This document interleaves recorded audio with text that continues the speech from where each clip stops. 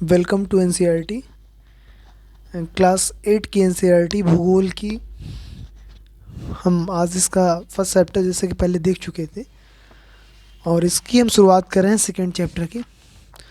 तो आप लोग देख सकते हैं कि जैसे कि ये कुछ बुक के बारे में बताया गया है। सेकेंड चैप्टर आप देख सकते हैं, यहाँ से इजीली देख सकते हैं कि सेकेंड चैप्टर का नाम है भूमि, मृदा, जल, प्राकृतिक वनस्पति तथा वन्य जीव संसाधन।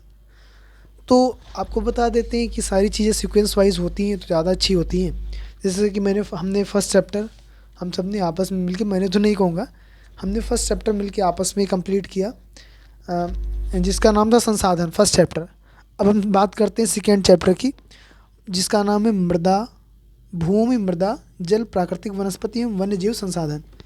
तो अब हम ये कक्षा 8 की एनसीईआरटी है, क्लास 8 की भूगोल की एनसीईआरटी है। तो जैसे कि आप देख सकते हैं और हम इसको ओपन कर रहे हैं। फर्स्ट चैप्टर हमने कंप्लीट किया था और ये सेकेंड चैप्टर की बारी है। तो सेकेंड चैप्टर, माइक लगा लेते हैं, हाँ। तो अब सेकेंड चैप्टर हम लोग पढ़ेंगे अच्छे से ध्यान देके। तो आप देख सकते हैं कि एनसीईआरटी हमारे साथ है, साथ में हम एनसीईआरटी साथ में लेके ही पढ़ेंगे। कोई पीडीएफ कोई उसे नहीं पढ़ेंगे, क्योंकि उस तरीके की चीज़ें कनेक्ट नहीं हो पाती हैं पीडीएफ से और वो सारी चीज़ें से। जब आपके पास एनसीईआरटी होती है, आप सुनते जाइए, चीज़ों के एग्जांपल्स भी देंगे और कॉन्सेप्ट के लेवल पे कोई चीज़ों में दिक्कत नहीं आएगी। आप जैसे कि देख सकते हैं सेकेंड चैप्टर है, तो कनेक्ट करके पढ़ेंगे तो मज़ा भी बहुत आएगा, ऐसा हमको लगता है। और आप देख सकते हैं कि सेकेंड चैप्टर है भूमि, मृदा, जल, प्राकृतिक वनस्पति और वन्य जीव संसाधन। तो इसमें सॉरी, अब इसमें आप देख सकते हैं कि आओ कुछ करके सीखें, आओ कुछ करके सीखें। तो बुक दिख रही है आपको, आप लोगों को अच्छे से। जिस प्रदेश में आप रहते हैं, जिस प्रदेश में आप रहते हैं उस प्रदेश में भूमि, मृदा के प्रकार तथा जल उपलब्धता का प्रेक्षण करें। प्रेक्षण मीन्स ऑब्जर्वेशन, ऑब्जर्वेशन करें, अपनी कक्षा में परिचर्चा करें, इस प्रकार की बातें बताएं। आप जहाँ रहते हैं वहाँ की मृदा कैसी है, मिट्टी कैसी है। देन सेकेंड टर्म, क्या आप जानते हैं विश्व की 90% जनसंख्या भूमि क्षेत्र के 30% भाग पर ही रहती है। शेष 70% भूमि पर या तो विरल जनसंख्या है या तो वो निर्जन है। तो ये बहुत बड़ी बात है। विश्व की जो 90% की जनसंख्या है, जो वर्ल्ड की 90% पॉपुलेशन है, वो 30% भूभाग पे रहती है। जितना भी हमारे भूभाग है, हम सपोज़ करो कि हम 100% हम कहें कि हमारे पास, जैसे हम ऐसे कहें कि हमारे पास में 100% भूभाग है, 100% भूभाग,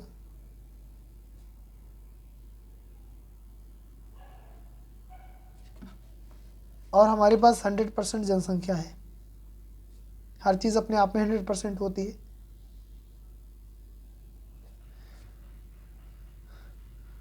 तो अब हम जब बात करें तो 30% भूभाग पे 90% जनसंख्या रहती है, पर 90% पॉपुलेशन रहती है, और 10% पॉपुलेशन 70% भूमि पे रहती है। तो आप समझ सकते हैं, या तो वो निर्जन है, या तो कुछ जो 70% ज़मीन है वो, या तो वो निर्जन है कि लोग वहाँ पे बहुत कम रहते हैं, और या फिर वो विरल जनसंख्या है, वहाँ पे विरल जनसंख्या है। ऐसे ही अब यहाँ से हम स्टार्ट करते हैं। तंजानिया मीन्स अफ्रीका भी दिया है, अफ्रीका की बात कर रहा है, अफ्रीका महाद्वीप की बात कर रहा है। जैसे कि हमारे यहाँ 7 महाद्वीप हैं, तो अफ्रीका सेकेंड लार्जेस्ट महाद्वीप है, हमारा कॉन्टिनेंट है, उसकी बात कर रहा है। तो उसका एक देश है तंजानिया। तंजानिया अफ्रीका के एक छोटे से गांव में माम्बा पानी लाने के लिए प्रातः उठती है। माम्बा एक लड़की का नाम है। माम्बा पानी लाने के लिए प्रातः शीघ्र उठती है।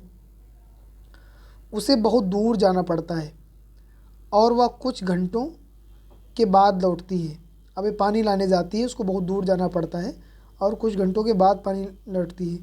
इसके उपरांत वह घर के कार्यों में अपनी माँ का हाथ बटाती है। एक गांव की कहानी बता रहा है कि कैसा कैसा सिचुएशन उस गांव में होता है। तंजानिया के एक गांव में, अफ्रीका कॉन्टिनेंट का एक देश है तंजानिया, उसके गांव की स्टोरी बता रहा है कि जो माम्बा है पानी लाने के लिए जल्दी उठती है और उसे बहुत दूर जाना पड़ता है और वह कुछ घंटों के बाद वापस लौटती है। इसके उपरांत वह अपने घर के कार्यों में अपनी माँ का हाथ बटाती है और अपने भाइयों को बकरियों की देखभाल करने में मदद करती है। उसके पूरे परिवार के पास उसकी छोटी झोपड़ी के चारों ओर चट्टानी भूमि का एक भाग है। अब उसके आसपास की लोकेशन के भी बारे में बता रहा है कि उसके आसपास क्या है।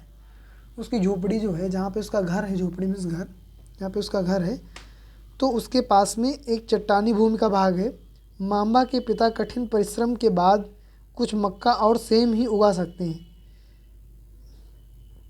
माम्बा के जो पिता हैं वो कठिन परिश्रम के बाद में कुछ मक्का और सेम ही उगा सकते हैं, क्योंकि वहाँ पे क्या है, वो भूमि इस तरीके की नहीं, मैदानी भूमि नहीं है।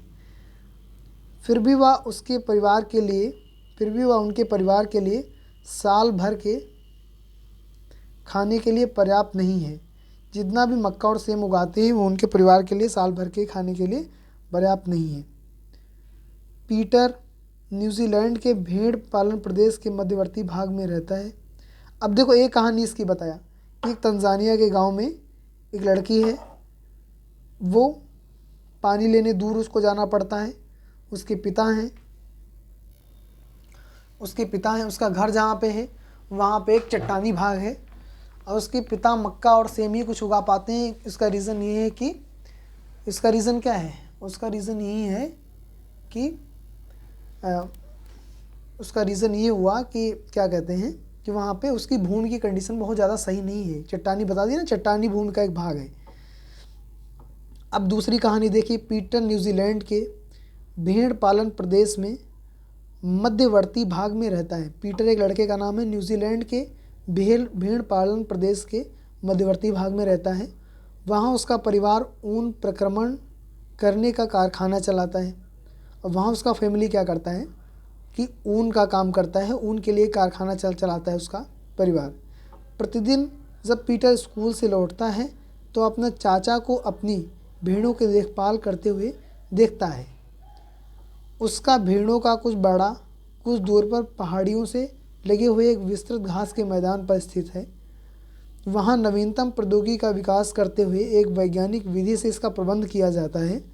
पीटर का परिवार जैविक कृषि द्वारा सब्जियां उगाता है। तो आप एक इसका देख लीजिए, एक इस बच्ची की कंडीशन कि ये जो है उसको पानी लेने भी दूर जाना पड़ता है। उसके पिता थोड़ी सी ही उगा पाते हैं, थोड़ी सी मक्का और सेब उगा पाते हैं। और एक दूसरा है, और वो अपनी भाइयों की देखभाल करती है, माँ का काम में हाथ बटाती है। लड़की स्कूल नहीं जाती है क्योंकि परिवार की कठिन सिस्टम ऐसा है और क्या कहते हैं इसका, वहाँ पे कुछ कंडीशंस हैं ऐसी जिसके कारण ये स्कूल नहीं जा पा रही है और भूमि भी बहुत ज़्यादा अच्छी है नहीं। दूसरा, पीटर न्यूजीलैंड का लड़का है, स्कूल जाता है रोज़।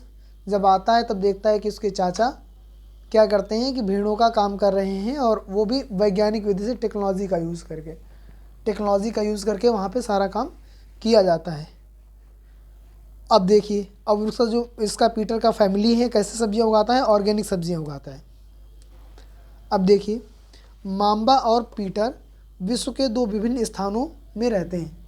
सही बात है, विश्व के दो विभिन्न स्थानों में रहते हैं और उनके जीवन व्यतीत करने में बहुत अंतर है। दोनों का जीवन डिफरेंस है, बिल्कुल डिफरेंस है। यह विभिन्नता भूमि की गुणवत्ता, मृदा, जल, प्राकृतिक वनस्पति, प्राणियों और प्रौद्योगिकी के उपयोग की भिन्नता के कारण है। तो ये जो डिफरेंस है, दोनों विभिन्नता, तो ये क्यों है? देखो, विभिन्नता भूमि की गुणवत्ता। अब पहले तो ये बताओ, माम्बा के यहाँ क्या होता था? माम्बा के यहाँ तो पथरीली भूमि है जिसके कारण वो क्या कर पाती है, उसके पिता थोड़ी सी मक्का और सेम उगा पाते हैं, जबकि यहाँ पे घास का मैदान भी दिख रहा है हमको इसमें। तो घास का मैदान होगा तो मतलब भूमि ठीक ठाक होगी, वहीं तो घास के मैदान होते हैं, उपजाऊ भूमि होगी, तो वहाँ पे ऑर्गेनिक तरीके से खेती करना पॉसिबल होगा और यहाँ पे ऑर्गेनिक तरीके से खेती करना पॉसिबल नहीं है। ककड़ीली पथरीली भूमि है, उसमें थोड़ा बहुत ही उगता है। और दूसरी चीज़ यहाँ पे हम देखेंगे जैविक कृषि द्वारा सब्जी उगाता है। हाँ, अब देखो इसका विभिन्नता, भूमि की गुणवत्ता की बात हो गई। मृदा, मिट्टी की क्वालिटी अलग अलग है दोनों जगह पे। जल, अब एक देखो, एक का क्या सिस्टम है, एक जाता है जल लेने के लिए, कहाँ जाती है, बहुत दूर जाती है और कुछ घंटों बाद जल वापस लेके आती है। तो ऐसा तो है नहीं कि मांबा कोई ट्रक वरक में भर के ले आती होगी। गरीब फैमिली की लड़की है और इतना ज़्यादा जल नहीं है, मटके में लाती होगी, या 2-3 मटके लाती होगी, 2 मटके लाती होगी। तो इतने मतलब जल की भी संकट है। और यहाँ पे खेती करता है, मतलब खेती होती है, सब ऑर्गेनिक तरीके से होता है। तो ऑर्गेनिक खेती के लिए पानी की भी ज़रूरत होती है। तो पानी की ज़रूरत होती है, इसके लिए क्या होता है कि मतलब यहाँ पे पानी ठीक ठाक मात्रा में, इससे ये पता चलता है। स्कूल जाता है और उसके यहाँ सब वैज्ञानिक विधि से भेड़ों का पालन होता है। तो मतलब पानी का कंडीशन यहाँ भी ठीक है।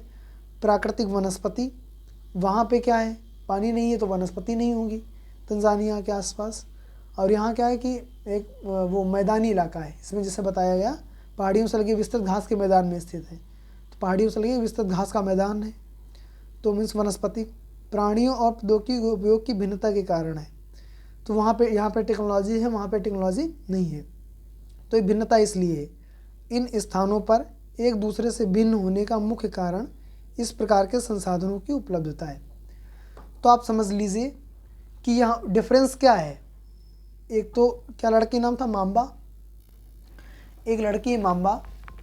मांबा में और क्या इसका नाम है पीटर में। पीटर में क्या डिफरेंस है, दोनों में डिफरेंस है कि इस प्रकार के संसाधनों की उपलब्धता, उसके पास में वाटर के संसाधन अवेलेबल हैं, भूमि संसाधन अच्छे अवेलेबल हैं, जबकि मांबा के पास में भूमि संसाधन अच्छे अवेलेबल नहीं हैं।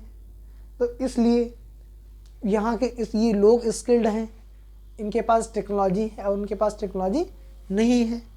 तो बस इसके लिए दोनों में कंडीशंस डिफरेंस इसलिए हो रहा है। इतनी सी बात है, समझ आई। अब नेक्स्ट पैराग्राफ में पढ़ते हैं। भूमि क्या है, भूमि, पैराग्राफ का टाइटल है भूमि। अब एक ही फोटो आप देख लीजिए, एक चित्र देख लीजिए, ऑस्ट्रिया के साल्जबर्ग, इस साल्जबर्ग का है। इस चित्र में आप भूमि के कितने उपयोग पहचान सकते हैं। अब चित्र तो बहुत क्लियर है नहीं, क्लियर है लेकिन उतना क्लियर है नहीं।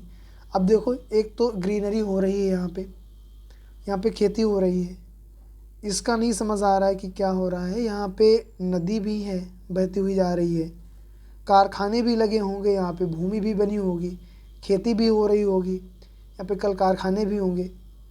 तो बहुत सारे उपयोग हैं भूमि के यहाँ पे। तो भूमि, पहली चीज़ क्या है कि भूमि, पहली चीज़ क्या है बेटा, भूमि। एक बार इसको सेट कर लेते हैं अच्छे से।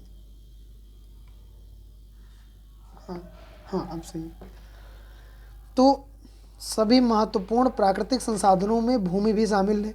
तो भूमि क्या है, प्राकृतिक संसाधन है। भाई भूमि मानव बना तो सकता नहीं है, ऐसा तो है नहीं कि मानव भूमि बना सकता है। मानव भूमि बना सकता है, नहीं बना पाएगा, मानव भूमि नहीं बना पाएगा। भूमि तो प्राकृतिक होती है। अब हम जितना, हमारे पास जितनी भूमि है, भारत का क्षेत्रफल जैसे 32,87,263 वर्ग किलोमीटर है, और भारत चाहे तो अपना क्षेत्रफल बढ़ा ले, तो भारत क्षेत्रफल अपना बढ़ा पाएगा, नहीं बढ़ा पाएगा। दुनिया का क्षेत्रफल जितना है उतना ही रहेगा। आपके पास 10 बीघे ज़मीन है और आप चाहें कि आपकी ज़मीन बढ़ जाए, तो नहीं बढ़ पाएगी। वो खरीदने अलग बात होता है, उसकी अलग बात है। ज़मीन लोकल एरिया की नहीं बढ़ेगी, उतनी रहेगी। संसाधनों में भूमि शामिल है, प्राकृतिक संसाधन होता है। भूपृष्ठ के कुल क्षेत्रफल का लगभग 30% भाग भूमि है, 70% 71% भाग पे जल है। अर्थ का सिस्टम क्या है, किस अर्थ का सिस्टम ये है कि 70% जो भाग है, 71% उसमें जल है, 29% भाग पे भूमि है। 30% लगभग लिखा है इसमें, लगभग 30% भाग भूमि है। यही नहीं, इसी थोड़े से प्रतिशत के